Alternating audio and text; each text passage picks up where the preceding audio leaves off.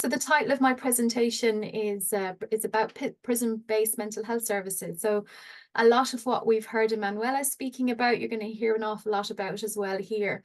My name is Anne-Marie Bright, and I'm a registered psychiatric nurse, and I am also an early career academic and researcher. And my PhD, I have recently defended my PhD at Viva 2 weeks ago, so I'm still on a high. Thank you so much. And what you can see there is my newly polished title as a result of some discussions that we've had. So I'm delighted. And my supervisors were Dr. Anne-Marie Grealish at the University of Limerick and Professor Agnes Higgins at Trinity.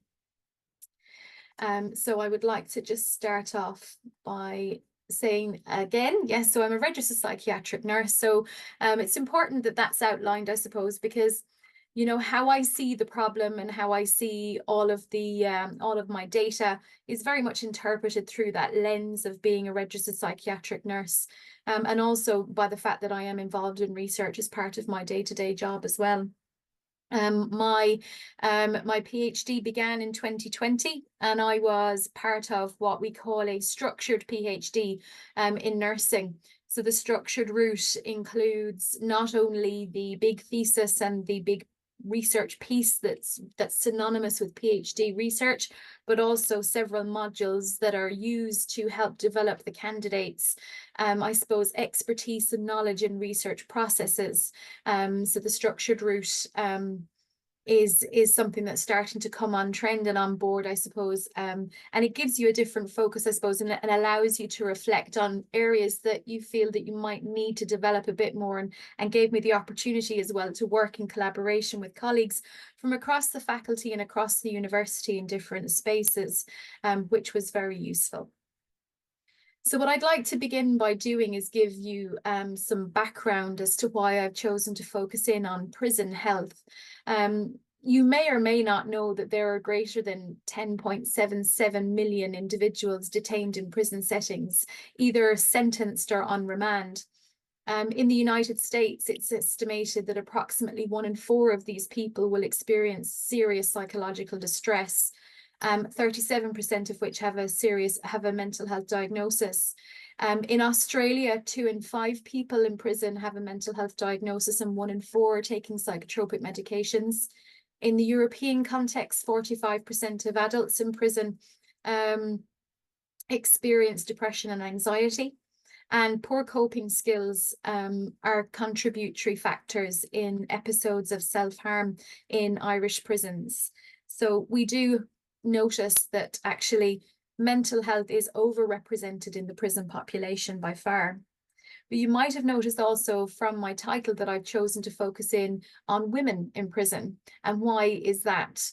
So worldwide, there are approximately 744,000 women and girls detained in carceral settings, again, either sentenced or on remand. And the World Health Organization estimate that greater than 80% of these women and girls will experience mental ill health. There has been an increase of approximately 60% since the year 2000 of women being sent to prison. And as we can see with the mental health problems being overrepresented in the female prison population, it's important that we have a knowledge and understanding of how those mental health problems and issues are managed and treated in the prison setting. It's important also to notice and to recognise that women are committed to prison for crimes that are associated and related to poverty, deprivation, and mental ill health. They are more often than not incarcerated for lesser crimes, and they're usually the victims of circumstance as opposed to being really bad people, which we might usually be led to believe because people are in prison. The rationale for my research has been underpinned by various suggestions from institutions like the National Institute for Health and Care Excellence in the UK, the Ministry of Justice in the UK, and also the Department of Justice and the Department of Health in Ireland, who have all individually come forward to recommend and call for increased research in the prison context, because it will help us to develop a greater understanding of the needs of people in prison. It will help us to improve then the uptake of mental health interventions and services in the prison context, which will hopefully improve care outcomes.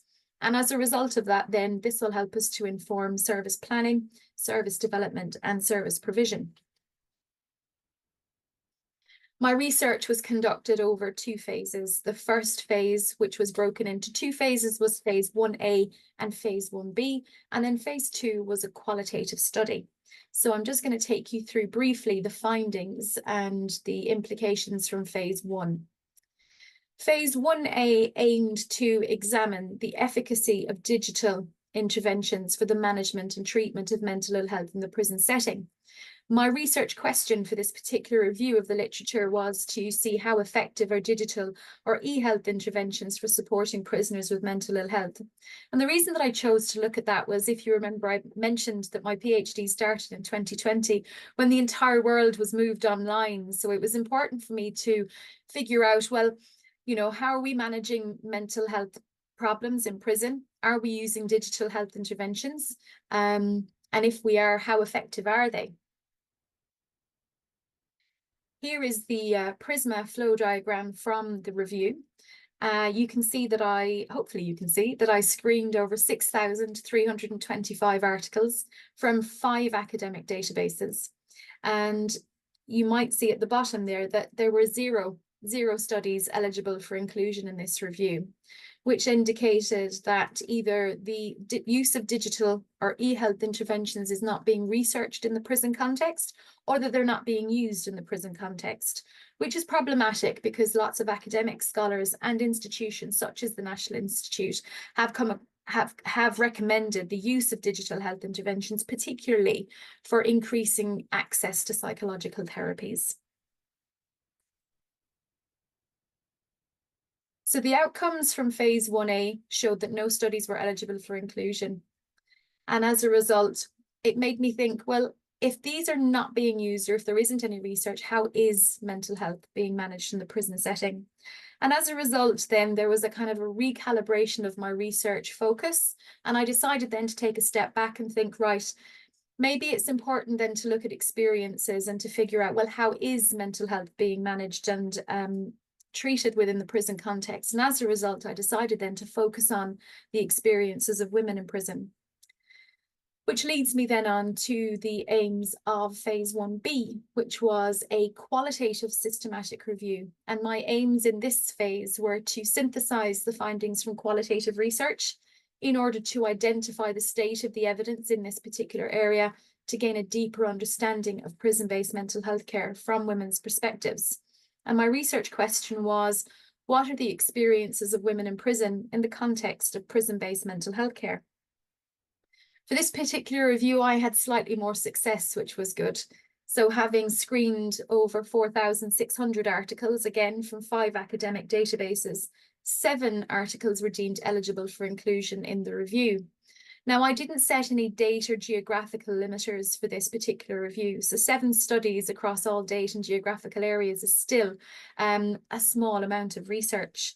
However, I was able to make some inferences from the data that were available, and my findings were mapped onto or presented under 4 analytical themes, particularly looking at the types of services accessed and the challenges encountered, a reduction in ability to self-manage mental well-being, the erosion of privacy and dignity for women, and strained relationships with prison staff.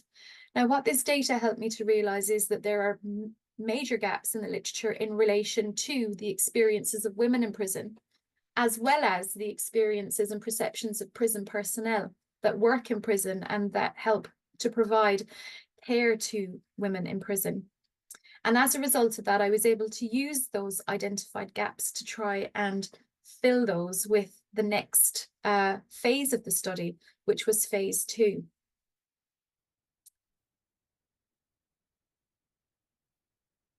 It also identified to me that there's an overall paucity of research in this area. So coupled with phase 1A and phase 1B, it became very clear to me that actually women in prison and people in prison in general experience the phenomenon what's known as epistemic oppression, whereby the views and experiences of these people are persistently excluded from knowledge production. And it also means that we don't understand the world from their particular social position, which is problematic. Out of those 7 studies that I identified, none of them actually focused exclusively on the experiences of women within a prison mental health services. So particularly important because some of them were looking at primary care, some of them were looking at aspects of mental health care, but not as mental health care as a whole. So again, that was good news for me because it identified a very clear gap in the literature in relation to this knowledge. And finally, there was no study that was done in the Irish context. And that then was another reason for me to conduct my phase 2. My objectives for phase 2 then were to explore the experiences of women in prison in the context of mental health care. Particularly, I was interested to learn about how mental health is addressed in prison, what supports the women receive for their mental ill health, etc.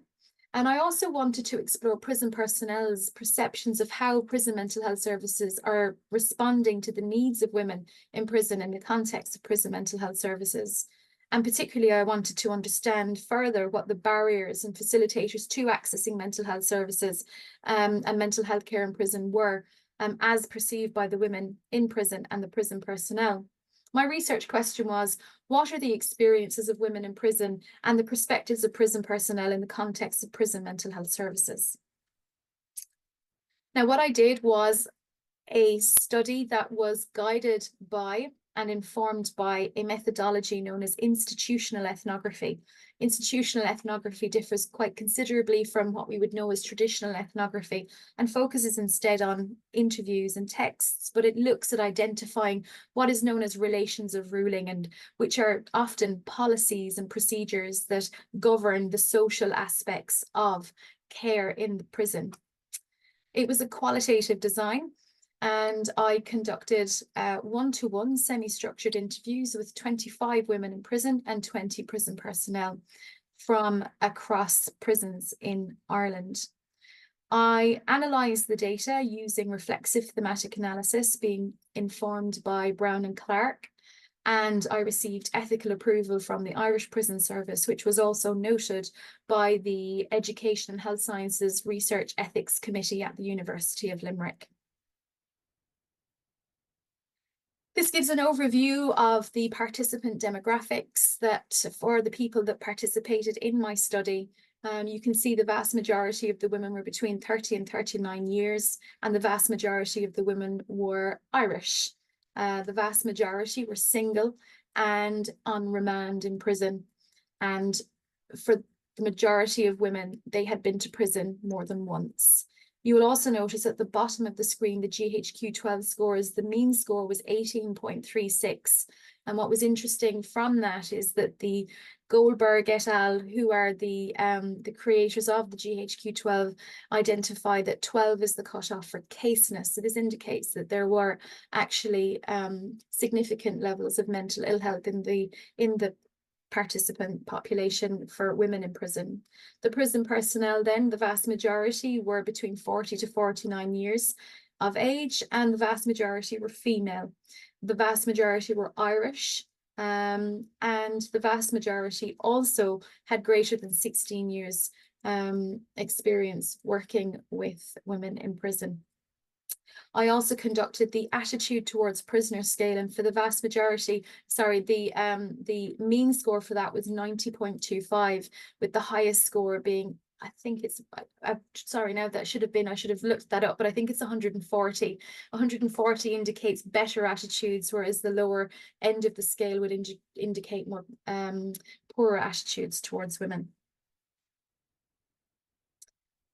So what we can see here is the results of the themes. Now, unfortunately, because I have still got to present these findings to the Irish Prison Service and I need to check these off with them, I can only present to you the high-level findings. But what I have identified and can share with you is that there were 5 themes identified or relevant to my research question.